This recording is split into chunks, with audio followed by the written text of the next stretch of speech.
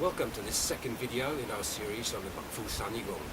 I'm Sifa Krista Redfalls, and this is Warrior Body Buddha Mind.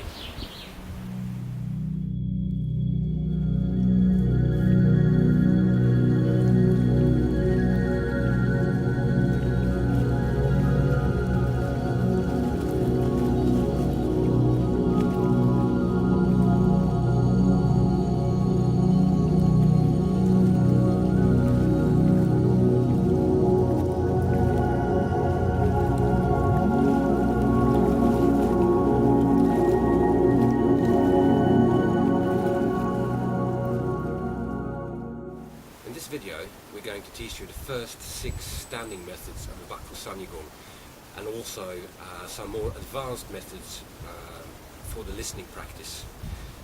Because of this, we're going to assume that you've already learned the material in the first video in the series. So if you haven't got that video, if you haven't practiced it enough yet, then we should go back and work more with that material first before continuing with what we're about to teach you now. The standing methods that we're going to teach you now can be practiced individually, or they can be practiced in conjunction with the sitting method as well.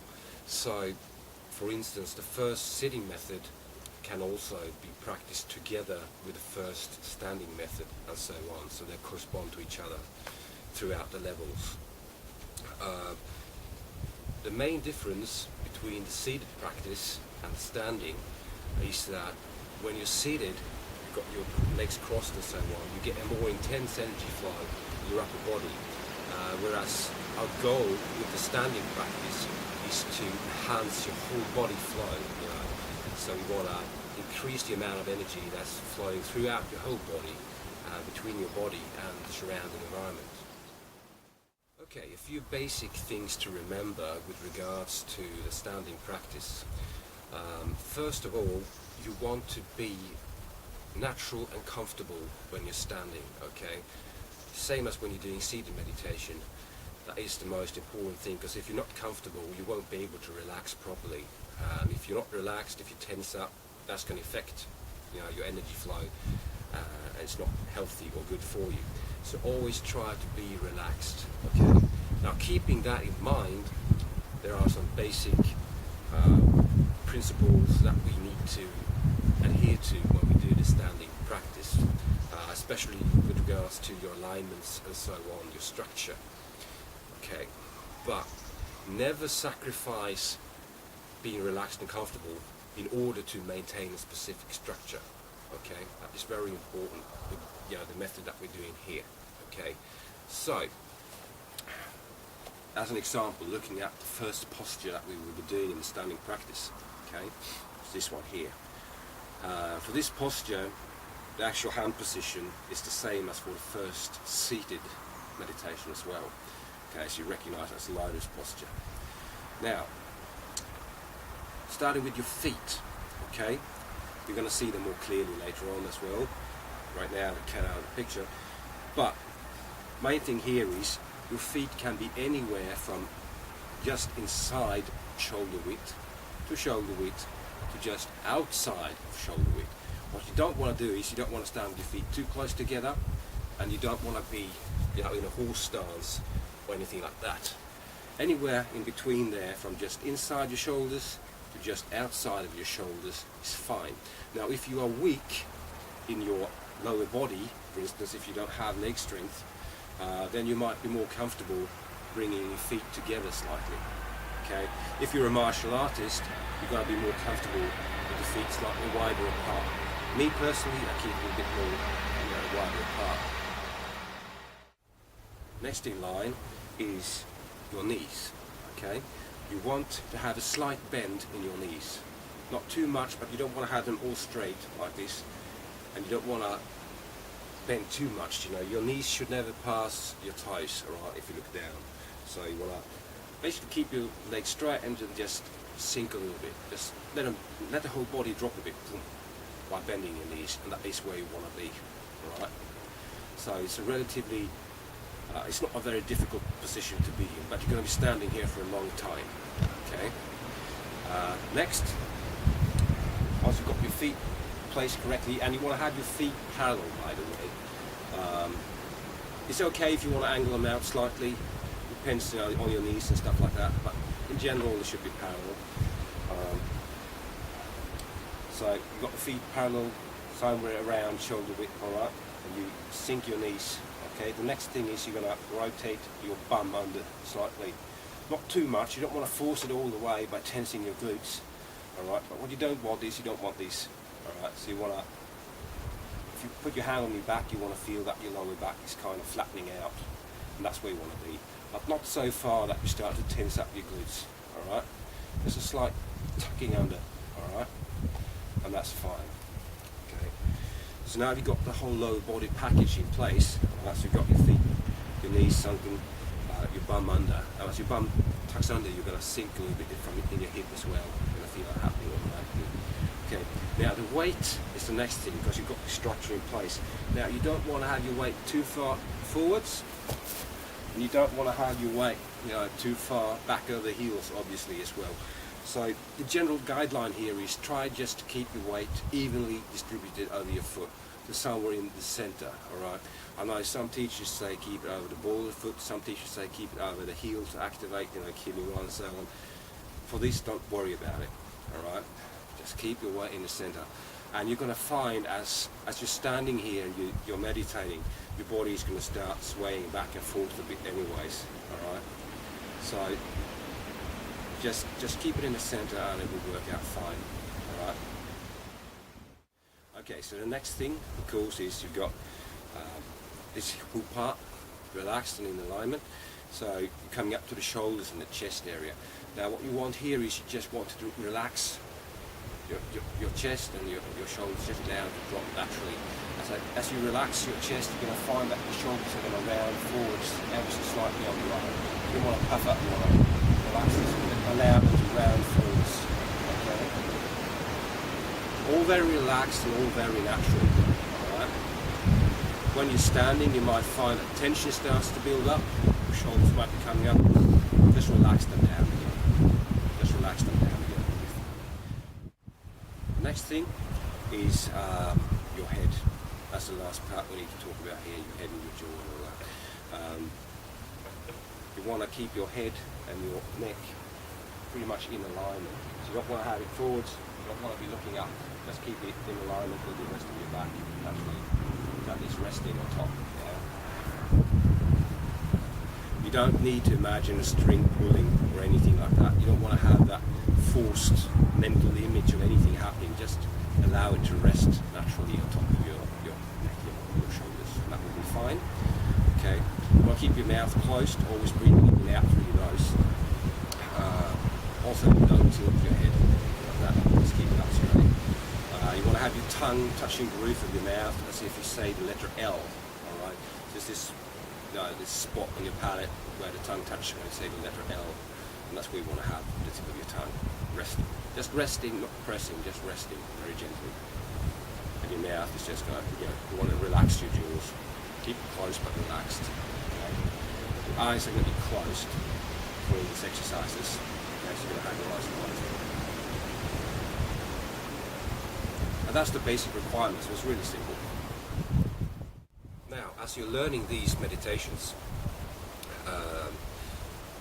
there are a few simple things you should be doing throughout your practice. The first thing is you want to look for tension in your body.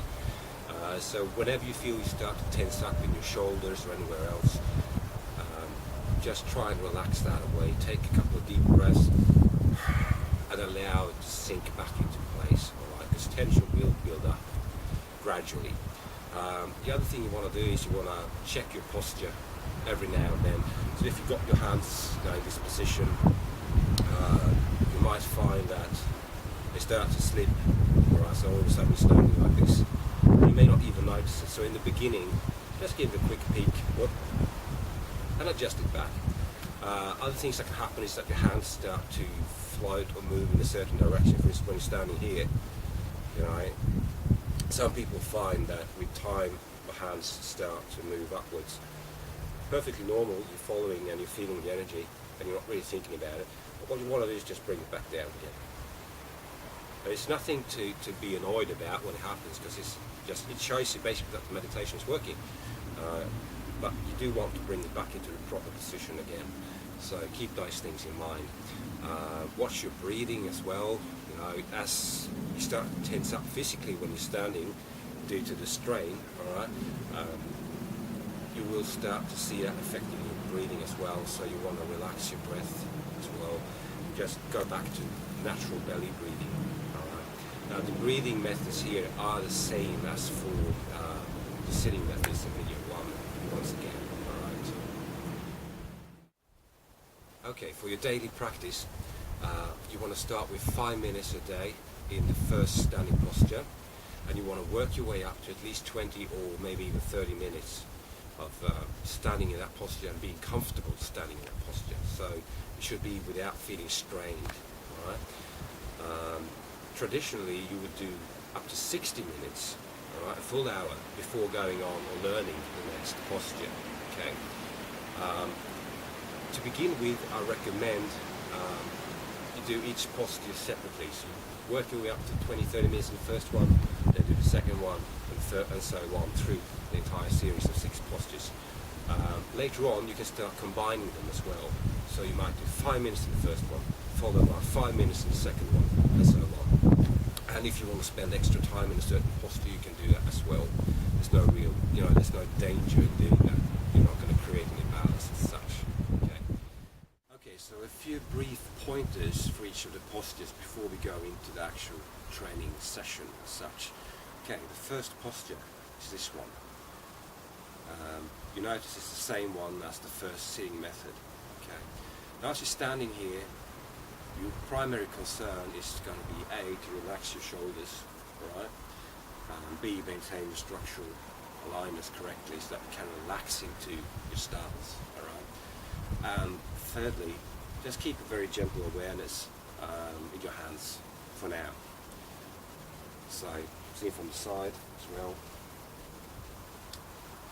It's just like this, so it's very simple.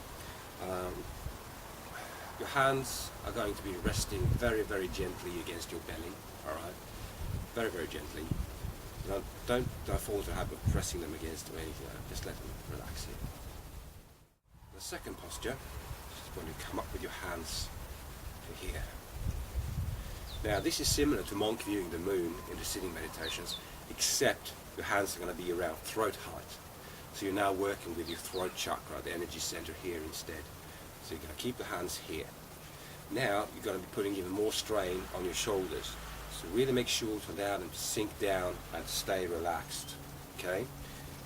Now if you see from the side, I don't want to bring the hands too far out because that's just going to put extra strain on the shoulders. So you keep the hands in, not too close, just a natural bend in the arm, and that's all you need here.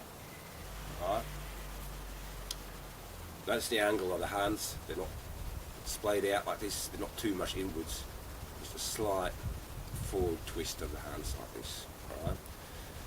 For here, for now, just focus on relaxing and feeling your hands. Same as the first posture. From here, you're going to go into the third posture. When you transition, by the way, you don't want to lose the energy feeling in your hands. So however slow you go, the speed of your transition should be such that you don't lose that feeling in your hands. Okay, so this is the third one. Now, 2 things that are important here that you don't find in the preceding ones is A, you want to have slight tension in your wrist. Okay, so you're pushing the bottom part of your palm forwards, the base of your palm forwards, ever so slightly. What this does is it actually blocks off the return flow of energy from your hand a little bit because of the tension, yeah? And it causes energy to build up in your hand. Okay. The other thing you want to notice is this here. I'm not going to allow my hand just to hang dead at my side. Rather, I'm going to ever so slightly rotate the elbow outwards, and that in turn is going to open up the armpit just a little bit. You don't want to be like this. Just slight rotation so that this opens up, and that will allow the energy to flow down into your hand, into your fingers. Okay. So this bend here is important, and this opening here is important as well. All right. Now you're starting to work this, the energy center around your heart, and you're also allowing energy to flow through this side of your body and down to the ground. Okay, so going from the third to the fourth posture, we're just going to transition this way. Alright, so it's a very simple transition. Once again, don't lose that feeling of energy in your hands. Going on to the fifth posture, you're going to bring your right hand around and together. Okay, so you're coming into prayer posture here. And when you're doing this, it should feel almost like you're pushing energy into the left palm. You're scooping up and you're pushing that energy in. And you close it off, you keep it here, and you allow energy to build up in your hands. Your hands should get really warm when you're standing here, alright? We sometimes say, it's like cooking your hands in chi because of the heat that builds up. You can really feel the warm air actually coming off your hands and washing out of your face. It's a very comfortable position to be in. And once again, you're working with cultivating this center here, alright? And going into the last posture of this video, the sixth one, you're now going to rotate this hand down and going to put it just below your solar plexus area. Okay, this one just stays here. So you don't want to be like this all the way by your low Dantian, rather you're up here. You're still working with the energy in this area, keeping it there in the middle corner. Yeah. By now you should have a lot of energy built up in this hand, and both hands are going to be really warm from this. You bring it down here. When you're ready to finish the practice, okay, all you're going to do is just rotate down. Okay, you can even go this way. And feel the energy between your palms, and then rotate down. You go down real slow like this into the right position again, and you stay in this for the full 3 breaths doing them here. Or you can just rotate straight down as well. It's up to you. And you do your full 3 breaths and you're finished. But you have all this energy built up, so it's nice to play with it a little bit as well, and get to know it. Okay, so now we're going to do the training session. It's going to be about 30 minutes. Hope you enjoy it.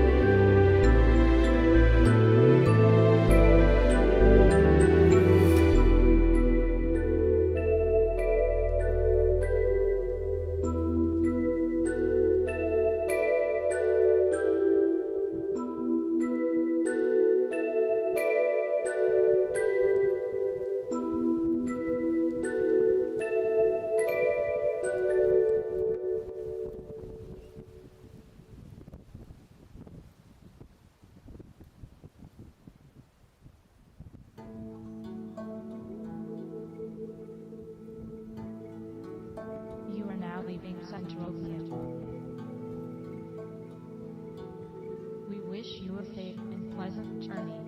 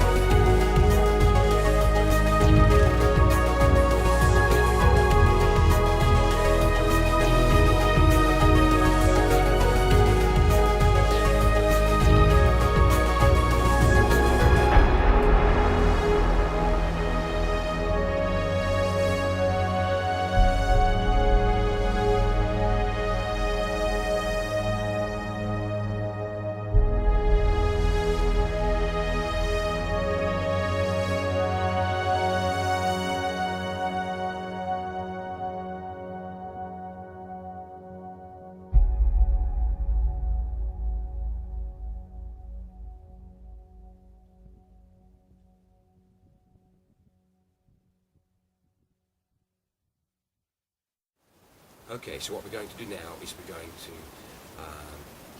continue with the listening practice that we learned in the first video of the series.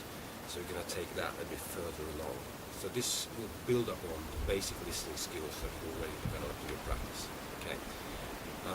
We're going to do this through a series of exercises. The first two that we're going to be doing are called external and internal listening, okay, or inside-outside listening. We're going to start with the internal or the inside listening exercise. Now what you're going to be doing is, regardless of which posture you're in, you can start with, say, in the lotus position, so you're going to be sitting here.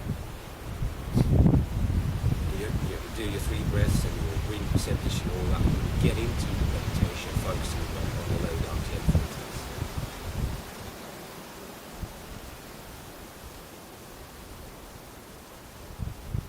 Now what I want you to do as you're sitting there is I want you to become extremely aware of your entire body. Okay? But I don't want you to seek out information, so you're not looking for or trying to feel anything in particular. Rather, just listen to your entire body. And listening in this case implies, of course, not using your ears, but using every sense at your disposal. Okay? Could be your ears, because your body might, creak or crack in a place and you're going to hear it as well. But mostly, when you're doing the internal listening, it's going to be feeling. Okay, it's going to be private. So you start to feel. You might notice tension. It could be in your shoulder. It could be. You notice a slight pain in your knee, or you might have a twitch happening in your eye, or something like that. You just become aware of a process. You might become, for some reason, become aware of your breathing, or your blood flow. You might feel your pulse, how it is in your body, and so on. So these are all things that you discover from doing the listening practice, or the internal listening practice. And that's really the entire purpose of it. The purpose of it is to make you become more and more aware of what is actually going on inside your body right now. Okay, because that will allow you to discern differences between the various methods that we're practicing. Okay, so we don't have to tell you that this posture does this and this and this and this, and the second posture supposedly does this and this and this and this. Rather, you are capable of finding out for yourself what each posture does, as well as verifying that a certain posture actually does something without having a preconceived notion. And that is very, very important, because we don't want you to have a preconceived notion about what anything is doing. Okay, because that in itself is sort of a mental tension or a mental block, alright, that you don't want to have when you're practicing. So always keep an open mind and discover what each method is doing. It's very, very important. And so the internal listening is the first, really the second step in achieving this, alright? And there's no set goal for the internal listening. It's something you keep on doing through for the rest of your life, through your practice. Okay, as you get more and more aware of yourself, you start to find deeper and deeper layers of your own being. Okay, so that's the internal listening. Just feel and listen to your body, become more and more aware of it. And you can do this for just a couple of minutes or 5 minutes. You can do it for an hour. As you're sitting there and meditating. It's totally up to you. You don't have to do it every session. You can do it whenever you feel like doing it. Alright? But definitely do it a few times a week at least. Okay, so you've learnt the internal listening. You've practiced the internal listening for a while, and you want to continue and do the external or outside listening practice. So what you're going to do now is, as you go into and you have entered your meditation, you bring your awareness outside instead. And this is going to engage a lot more of your senses compared to the inside listening. So you're sitting here and you become aware of, for instance, today is very windy. So I feel the wind blowing, in my arms, in my face, in my hair. So I notice that. Or you have all the wind noises, the leaves are rustling up in the trees, cars driving by in the street and so on, insects flying around and buzzing. You have the sense of smell, you have, because it's late spring here in Sweden, so you have all these smells coming out from the trees, flowers and so on. The smell of freshly cut grass from the lawn. The way your body reacts to your surrounding is very important to your practice. Okay. What you want to do when you're listening to your surrounding is you don't want to get attached to it. So when you're sitting here and you're listening to your surrounding, it doesn't matter that the wind is blowing on your face. It doesn't matter that cars are driving by, and some people get annoyed. They say you have to practice and meditate in a quiet place where no one can disturb you. Where there are no people, you have to turn off your phone, etc., etc. Of course, you should do that, but if a car does drive by, if your phone does ring, it shouldn't have a negative effect on your training. It should be stable enough in your practice that it doesn't affect you. And that is why when you're doing this, like I said just now, the most important thing is that you don't get attached to the things that are happening around you. Don't put any value into it. So you just sit here and you notice, there's the wind. And that's that. You sit here and you hear the car passing by and you just go, yeah, what's a car? And you let it go. You just keep on listening. So there's this constant input of sensation through your senses from your surrounding, and you just allow it to flow into and through you. You notice it, but you don't care. All right? You don't get attached to it. And that really is the goal of this second exercise.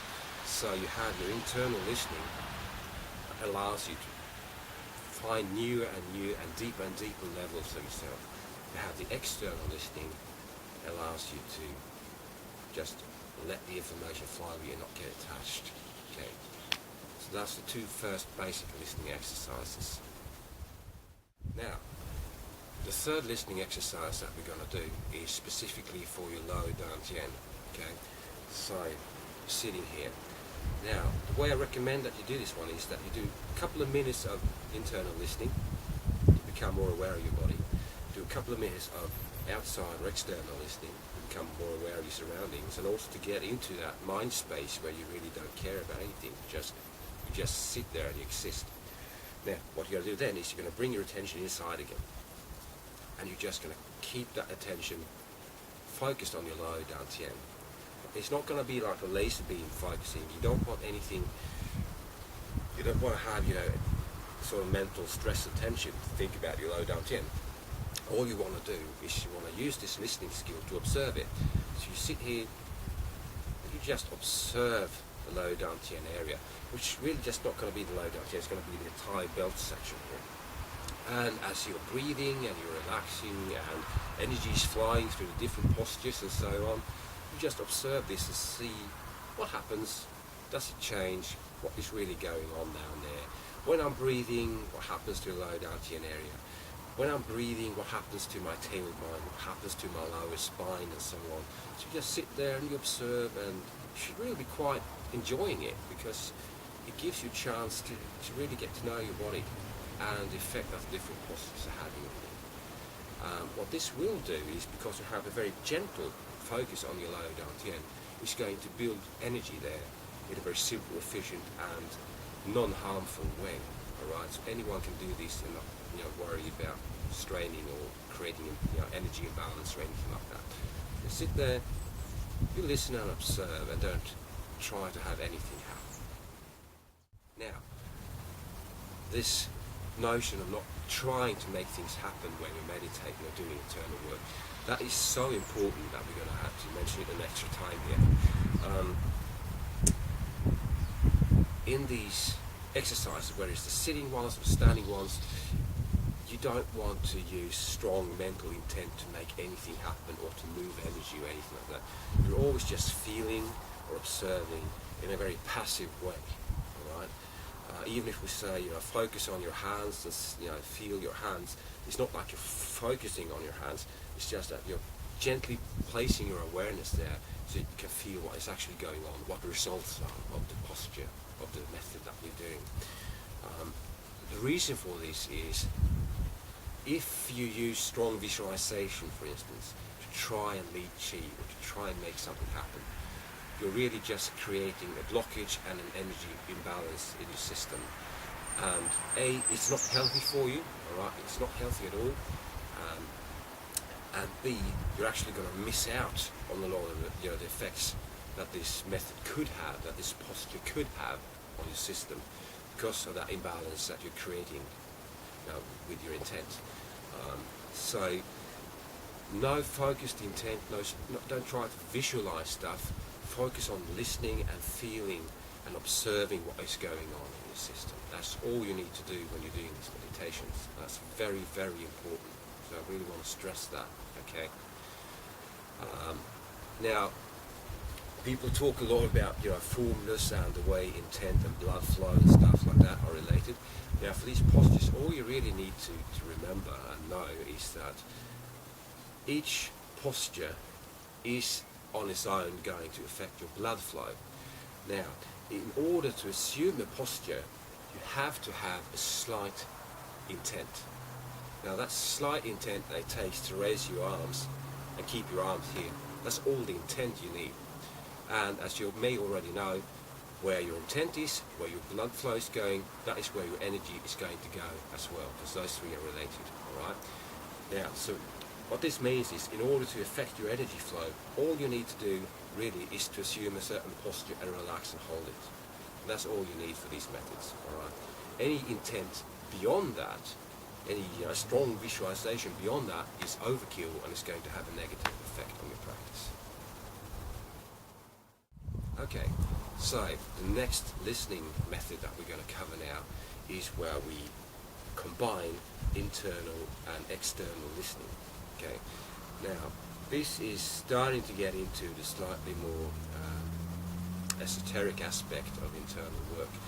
Now, as you've been doing the internal and external listening, you might have started to ask yourself the question, what is internal, what is external to begin with?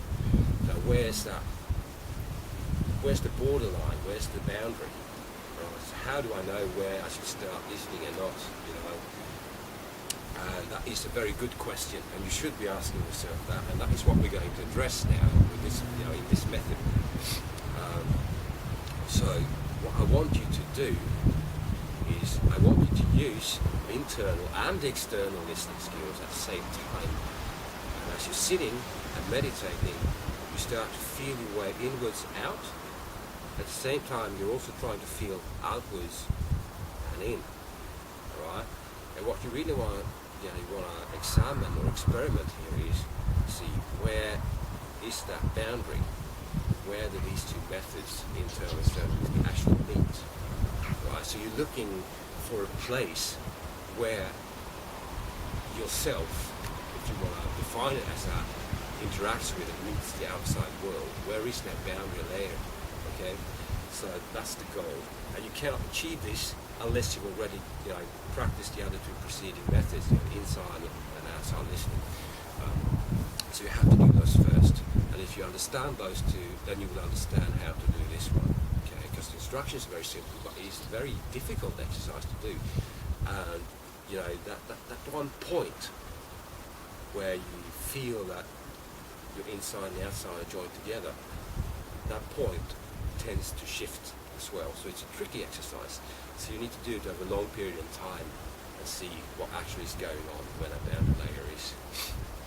And I'm not going to go into the whole discussion whether there even is a boundary layer, or if it's just a mental construct that we have in order to define ourselves and all that. That's up for you to decide, so we're not going to talk more about that here. But this exercise is interesting because it deals with how we relate to the world in general, because in a sense we're always reacting to our surroundings. We're always a little bit behind, there's this slight delay from something happening to us and registering that something happened, and then we have to sort of mull over it for a while and decide what our response is going to be as we interpret, and then we're actually going to respond.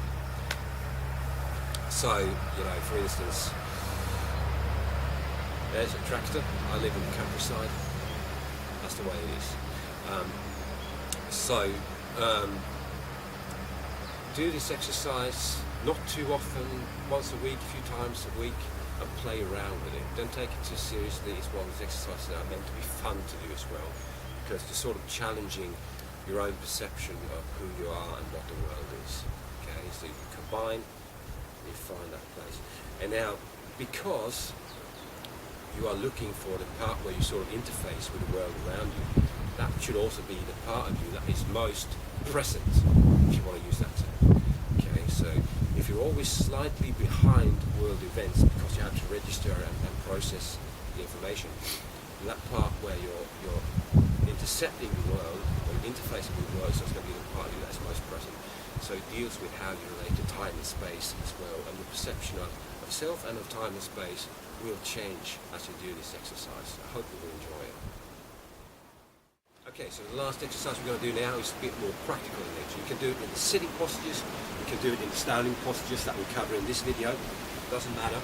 Okay, I would actually recommend doing it in the standing ones, because you have a full flow of energy in your legs, so it's going to be easy for you. But definitely try to do them in sitting as well, and notice the difference between standing and sitting, because it's going to be very clear to you. Okay, so what you're going to do now is you're going to work on the speed which you can actually travel with your mind and your energy through your body. So this will enhance the speed of your energy flow and your intent.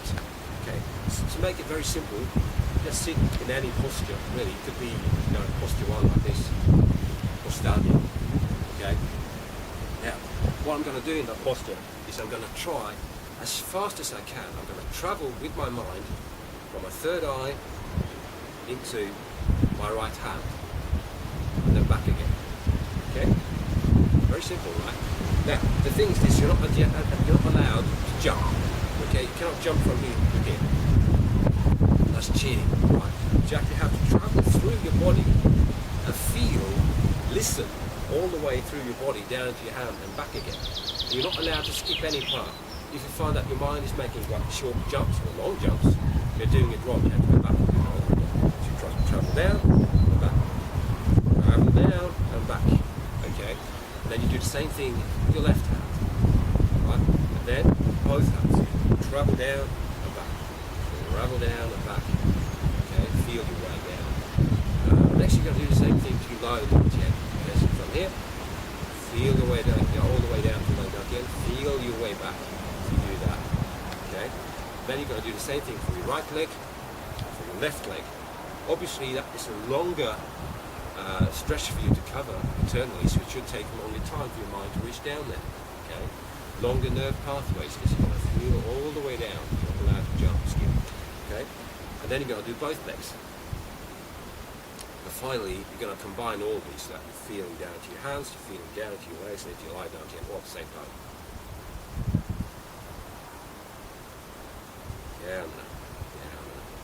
Okay. You don't want to do too many repetitions. Do maybe 18 times, each one, and that will be fine. Okay, don't overdo it. What you're going to find is, with practice, you will be able to travel much quicker through your body. Okay, you will be able to focus much quicker, travel all the way, and this will improve the speed of it will improve your energy flow, because it will clear out blockages as well. And for those of you who are martial artists in particular, you're going to find that your ging, or the speed by which you can trigger your ging, is going to improve as well. So that's an extra bonus in case you're doing martial arts too. So you're basically washing your meridians and your nervous system, using your mind, travelling down and back, so you're washing this out. Okay. So that's a nice little exercise that you can do. That once again is based on the listening practice. You need to have those skills first.